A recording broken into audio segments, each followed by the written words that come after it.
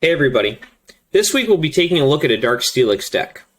Lately this deck has gotten a lot of attention and gained a lot of popularity after Bolt played it at the RS to PK Christmas box tournament. Now, my list is a couple cards off for Bolt's, so for this video I'm going to cover my list, and then I'll talk about a few of the changes that I made from his original list. The main idea of the deck is that we are going to turn Dark Steelix into an absolute tank, and since Dark Steelix is both dark and metal, we're going to be able to take advantage of both the damage bonus from Dark Energy and the damage reduction bonus from Metal Energy. Going along with this, we're going to play other healing cards that's going to make it very hard for our opponent to knock out Dark Steelix. On top of that, even if they manage to get through a Dark Steelix, we're only going to be giving up a single prize card, and we're going to make sure that we have a second and even a third Dark Steelix ready on the bench when that happens. So starting off here, I play 4 copies of Onyx. There really isn't a great Onyx. The 50-50 shot at 10 is just actually the best Onyx. Dark Steelix, play 4 copies of that. We want to make sure that we are maximizing our odds of drawing into it and that we're not going to be in any issues if we prize one. Energy Link and then Heavy Impact are the 2 attacks. Energy Link does 20 damage, then lets us search an energy card out of our discard pile and attach it to Dark Steelix. 4 energies for 60 seems very heavy, but when you're able to accelerate energy through Energy Link, it isn't really that hard to get 4 energy under a Dark Steelix, especially when it's not supposed to ever get knocked out. 1 Voltorb, 1 Electrode EX. I really like Electrode EX in this deck. Since our main attacker is a non-EX, the 2 prizes that Electrode gives up is negligible. And in some cases, in most cases, I'd say it's actually really good to give up the 2 prizes. That way your opponent draws less cards off of Rocket's admin. 4 TV Reporter. TV Reporter lets us draw 3 cards, and then we can discard a card. Not only does that give us card draw, but it also lets us put an energy card in the discard pile to accelerate back with Energy Link. 4 copies of Rocket's Admin. I did up the counts of Rocket's Admin from what Bolt played.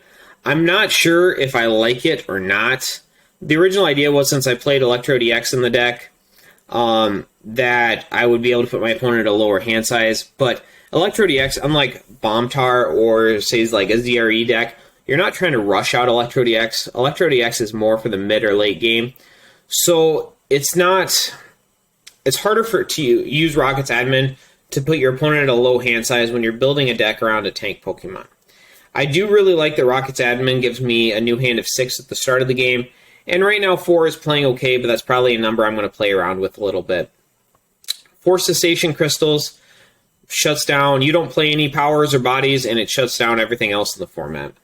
4 copies of Life Herb, 50-50 shot at healing 60, and a big one is it actually removes all special conditions. A strategy that a lot of decks will try against Dark Steelix is if they have an ability like Stantler to confuse you or to try to poison you. Life Herb will help you get out of that situation. 4 Rockets Pokeball, this lets us search out the Dark Steelix. 3 copies of Rocket's Mission.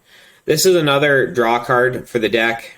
So in total, between TV Reporter and Rocket's Mission, we have a total of 7 different discard a card, draw 3. There is trade-offs. I think TV Reporter is the better of the 2 because you get to draw your 3 first and then discard. While Rocket's Mission, you have to discard first. The plus side is, though, is if you choose to discard a Dark Steelix, that you will draw an additional card. And to draw 4 cards versus drawing 3 is actually a pretty big difference as well. 3 Great Ball to make sure we can find that second Onyx, find that Voltorb when we need it. 2 Castaway. Castaway lets us search out our basic fighting energy. It also lets us search out Cessation Crystal. I've also found it where we do play a couple of these one-of supporters, and it's quite nice to be able to Castaway and search those out as well. 2 VS Seekers. VS Seeker just has a lot of utility in the deck. We can use it, since we play such a wide array of different supporters in the deck, we can use it to grab whatever supporter we might need for our current situation. If we need that 1 Steven's Advice back, we can grab it. That 1 Brandy's Compassion, Rocket's Admin to put our hand at a low hand size, or just another draw 3. 1 Steven's Advice. Steven's Advice is a little bit more situational in the format in general than, say, TV Reporter, Rocket's Mission. Steven's Advice relies on your opponent to have a larger bench size. And while a lot of decks will, something like TV Reporter Rocket or Rocket's Mission is just going to be more consistent for this deck. The one of Steven's Advice is quite nice in the ability, like I said before, to reuse it with VS Seeker. make it a good play, but for a deck like this, TV Reporter or Rocket's Mission are going to be better go-to supporters. So that's why we play a lower count of Stevens. One Professor Elm's training method. This doubles on a couple of things. One, it gives us another out to get that turn 2 Dark Steelix. It also lets us search out Electro DX. So between 4 Dark Steelix, 4 Rockets Pokeball, and 1 Elm's Training, we do have a total of 9 different cards that is going to be able to search out that Dark Steelix on the second turn of the game. 1 Briney's Compassion. This is actually played pretty well for me. Sometimes you use it just to pick up a Dark Steelix. Sometimes you have to bench something you don't necessarily want to, and you can use Mr. Briney's Compassion to pick it up. Say if you're playing against like a Powlock deck and you're forced to bench an Onyx for a reason, then you can Briney's that Onyx up later. 1 Pokemon Retriever. Pokemon Retriever just works well in the deck if you have to, let's say, discard a part of your Electrode line early, if you're discarding Dark Steelix off Rocket's Mission, or if you're just in a game where you want to force your opponent to go through 5 Dark Steelixes. The 1 Pokemon Retriever has played really well for me. As far as the energy go, we play 16 energy. This seems a little bit high, but we want to make sure that we're not only hitting that turn 1 energy drop, but we're also giving ourselves the option to discard energy off cards like TV Reporter or Rocket's Mission, and then being able to get them back with Energy Link. So 4 Dark Energy to add the 10 damage to Dark Steelix, 4 Metal Energy to reduce 10 damage, 4 Fighting Energy. Not only is that going to cover the heavy impact energy requirement, it's also searchable off Castaway. You want to make sure that Energy Link by itself is not a very impressive attack. You do want to make sure that you do have access to that fighting energy so you can use heavy impact as soon as you're able to, ideally on the 3rd or 4th turn of the game at the latest. 4 Heal Energy. Heal Energy not only heals 10 damage, but also removes all special conditions from Dark Steelix. Once again, getting us out of those pesky paralysis, confusion, poison, things the deck can struggle with.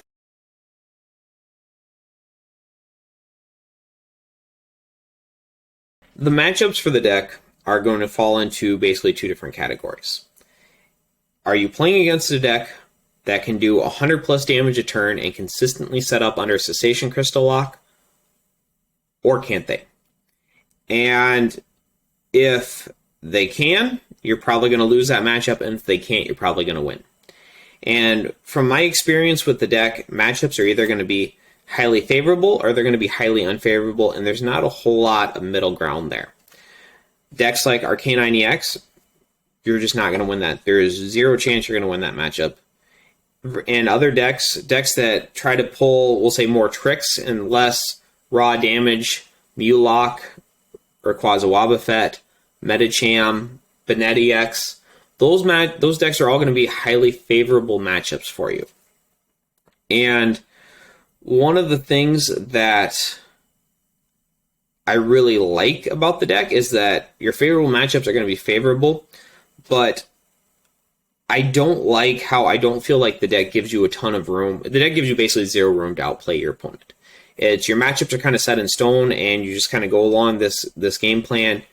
There isn't really any opportunities to outplay anyone. There's not really any complex decisions where you can get the edge on your opponent. It's basically, I'm a tank, you're not going to knock me out, and I'm going to keep smacking you in the face. And that's basically the deck and basically the matchups. It is a really great meta call if you're going into a tournament and you're expecting a very certain meta, but it's not a deck that you're going to go into a tournament and be like, oh, there's going to be, it's a tier 1 deck, everyone's going to play it, it's the most popular deck in the format. It's never going to be that deck because there's always going to be decks that hard counter it. But if you're going into a tournament, you're expecting A, B, and C decks to be very popular. This deck has very good matchups against those. You're going to consistently beat those decks. Then it's a great play. So in closing, I just want to say the deck is a ton of fun to play, and I really recommend that everybody get some experience both playing and playing against the deck, because it's always going to be in the meta in some form. I also want to just thank everybody for all the support the channel has gotten over the last couple of months. I wasn't really sure what I wanted to do other than just make some content, and to be honest with you, I'm still not entirely sure, but I'm having a lot of fun putting these videos out there, and I'm hoping you at home are getting a lot of enjoyment from watching these videos and hopefully learning a lot about the formats that, well, to be honest with you, that I grew up with. And these were a major part of my life for a long time. And I'm hoping on some level you get some of the enjoyment out of seeing these videos as I do from making them and sharing my experience. If you want to see more content like this in the future, please consider liking and subscribing to the channel, as it helps me out a lot. And of course, I hope to see you in the next video.